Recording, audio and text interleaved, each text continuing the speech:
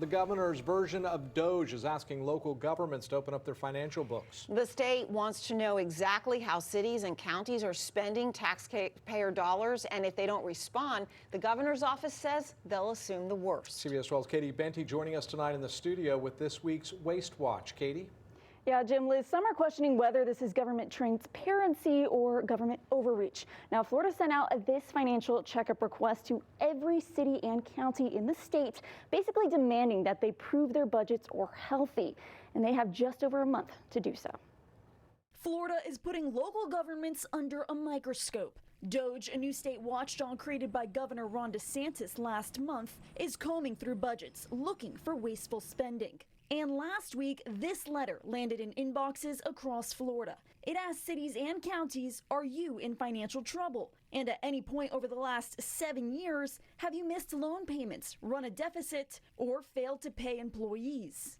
The letter is straightforward. If there's no response by April 8th, the state will assume the answer is yes. But is this extra push necessary? Similar audits are done yearly. Plus, budgets and tax rates are approved and accessible to everyone online.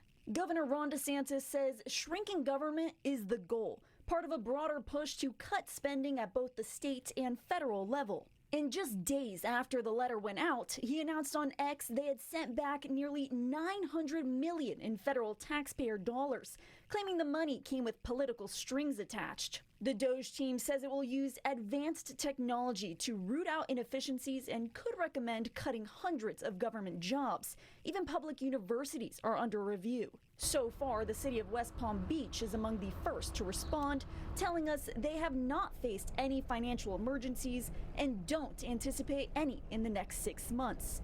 But will other governments say the same? And if not, what happens next? State law does allow Florida to intervene if a city or county can't pay its bills.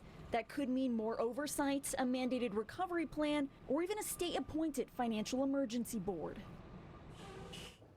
And now cities and counties have until April 8th to respond, or the state could assume they're violating Florida laws.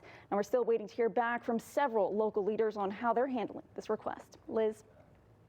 Thanks, Katie. If you have a story or tip related to government waste you want us to look into, you can call us at the number on your screen or send an email to newstips@cbs12.com.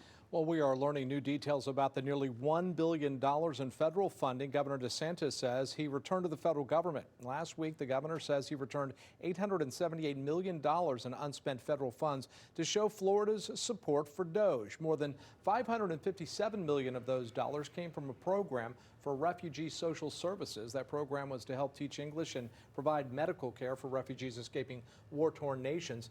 $320 million was for Biden administration's carbon reduction program.